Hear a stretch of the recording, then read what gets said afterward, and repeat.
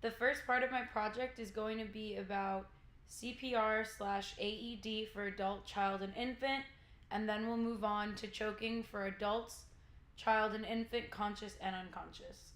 Beginning with infants, if you are alone and walk into a room where there is an unconscious infant, tap them and talk to them to try to get a reaction. If there is none, yell for someone to call 911. Look for chest rise and fall and check their brachial pulse for 5 to 10 seconds. If there is none, begin compressions. The ratio for one person infant CPR is 30 to 2 and two person is 15 to 2. Do 5 cycles. Check for pulse and chest rise and fall again. If there still is none, continue until the EMRs arrive at the scene.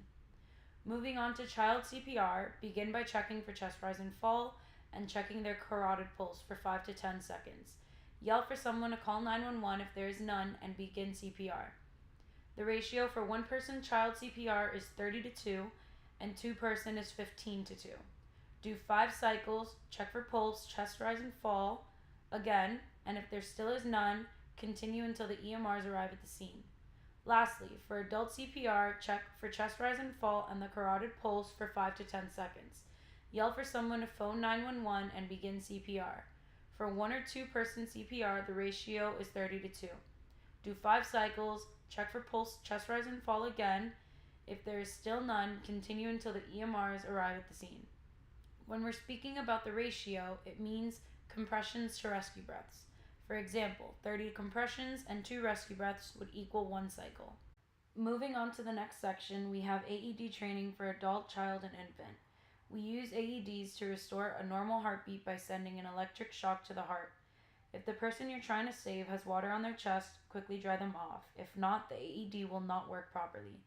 Begin by turning the AED on. For adults, you will place the adult-sized pads on the correct locations given by the AED instructions. For children, you will use the pediatric pads or the adult pads depending on what is inside the AED at the time of the emergency.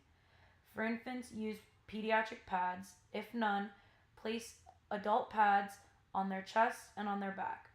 Then continue listening to the AED for further instructions. If the AED says that it is ready to send a shock, make sure to stay clear and physically see that no one is touching the patient to prevent more injury. If the shock is advised and goes through, the AED will advise you to continue compressions or to stop compressions. Lastly, we're focusing on choking. For conscious children and adults, ask them to cough. If they can't, begin back blows. Start with 5 and check if the obstruction has surfaced in their mouth. Do not do a blind finger sweep unless you've seen that it's in their mouth.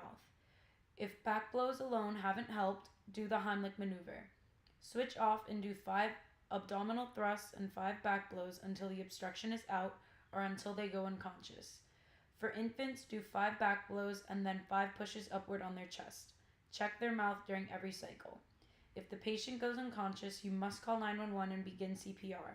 Check to see if the obstruction surfaces and do a finger sweep if it does. I hope that you've enjoyed my PSA.